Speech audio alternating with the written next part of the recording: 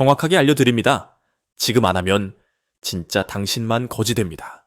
영상 보기 전에 구독, 좋아요 먼저 딱 눌러놓고 시작할게요. 나중에 그 무서운데 재밌던 영상 뭐였지? 찾으려면 이미 환율 1,800원 돼 있을 수 있습니다. 요즘 환율이 너무 올라서 걱정이시죠? 특히 자녀가 외국 유학 중인 분들 많이 힘들어 하시더라고요. 오늘은 환율이 왜 이렇게 오르는지 살펴보고 그보다 중요한 그래서 나는 뭘 해야 안 망하냐? 실전 대비 5가지를 딱 알려드릴게요. 1. 왜 환율이 이렇게 미친 듯이 오르는 걸까? 자, 먼저 이유부터 짚고 갑시다.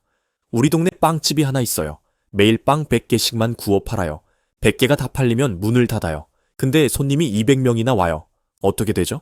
서로 빵을 사려고 아우성입니다. 비싸도 살게요.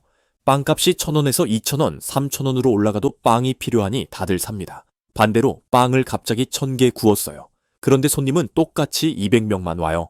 빵이 남아돕니다. 어떻게 해요? 1+1 합니다. 반값 세일 합니다. 유통기한이 지나면 빵은 버려지기 때문에 3,000원 하던 빵이 1,000원, 500원까지 떨어져요. 그래도 빵이 남아돕니다. 물건은 많은데 사려는 돈이 적다. 가격 하락으로 이어집니다.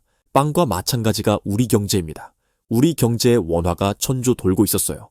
근데 경기 살린다고 돈 풀고 지원금 준다고 돈 풀고 여기저기 돈을 더 풀어서 1,200조가 됐습니다.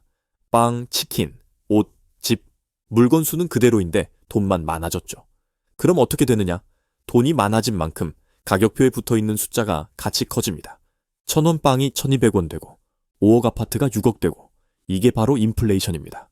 우리 원화가 이런 식으로 조금씩 힘을 잃어갈 때 돈의 가치가 떨어지니 사람들은 더 강한 돈으로 도망칩니다.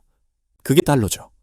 한국 돈은 계속 찍고 원화 가치가 약해지고 기업들도 달러는 들고 있고 원화는 안 믿고 이러면 달러 가격, 환율은 올라갈 수밖에 없습니다.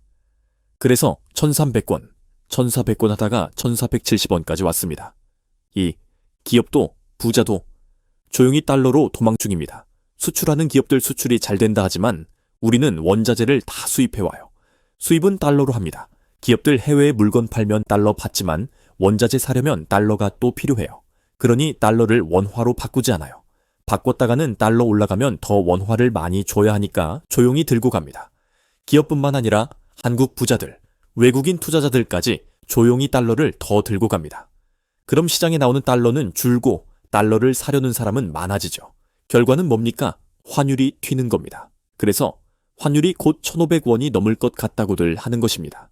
세 번째, 금리 차이예요. 미국은 지금도 금리가 높아요. 4%대 유지하고 있죠. 한국은요?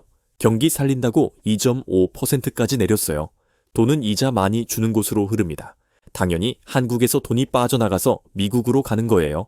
이자를 많이 주니까요. 네 번째, 한국 경제 불안합니다. 2025년 한국 경제 성장률은 고작 1%입니다. 선진국 중에서도 최하위권이에요. 수출은 불확실하고 내수는 죽어있고 외국인 투자자들은 한국 자산 불안한데 하면서 원화를 팔고 달러를 사고 있어요. 네 번째, 글로벌 무역 전쟁, 관세 전쟁, 공급망 재편. 이런 불확실성이 터질 때마다 안전 자산인 달러로 돈이 몰립니다. 원화 약세는 당분간 계속됩니다. 전문가들 전망 보면 환율이 다시 1,200원대로 뚝 떨어질 가능성은 거의 없다고 합니다. 1,400원대에서 1,500원대에서 계속 왔다 갔다 할 거예요. 이러다간 원화가 휴지 조각되는 거 아닌지 모르겠어요. 그래서 여러분 벼락거지 안 되려면 어떻게 해야 할까요? 전략이 필요합니다. 첫째, 현금 100%는 자살 행위입니다. 통장에만 돈 넣어두면 안 됩니다. 비상금만 현금으로 두세요. 생활비 6개월에서 1년치와 갑작스러운 병원비, 실직 대비 돈만 현금으로 두세요. 나머지는 절대 현금으로 두지 마세요. 둘째, 달러 자산 꼭 넣으세요. 환율이 1,500원대, 1,600원대 가면 원화만 있는 사람은 계속 손해봅니다. 달러 예금이나 달러 MMF 또는 S&P 500 ETF, 미국 대표 기업 500개에 넣어두세요. 나스닥 ETF, 애플, 마이크로소프트, 엔비디아 등 글로벌 배당 ETF를 이용해 보세요. 포트폴리오의 20에서 30%는 달러 자산으로 가져가세요. 환율 오르면 달러 자산 가치도 같이 오릅니다. 세 번째, 인플레이션 방어 자산을 모아보세요. 물가 오를 때 같이 오르는 자산은 금 ETF입니다. 리츠 부동산 간접 투자도 좋아요. 임대료는 물가 따라 오릅니다. 대출 없이 부동산 수익 가능합니다. 네 번째 빚부터 정리하세요. 가장 위험한 빚은 바로 카드론, 현금 서비스입니다. 이건 무조건 먼저 갚으세요. 이자가 자산 수익률을 다 먹어버립니다. 변동금리 대출 갚으세요. 금리 다시 오르면 이자 폭탄입니다. 고정금리로 전환하세요. 다섯 번째, 소득 파이프라인 2개 이상 만드세요.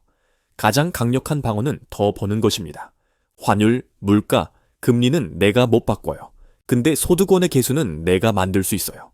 본업외 소득원 예를 알려드릴게요. 블로그, 유튜브, 광고 수익, 온라인 강의, 한번 만들면 계속 팔림, 프리랜서, 디자인, 글쓰기, 개발, 배당주 투자, 월 배당 ETF, 중고거래, 부업 한 달에 50만 원만 더 벌 각오로 해보세요. 마지막으로 IMF 때 이야기 하나만 하고 끝낼게요.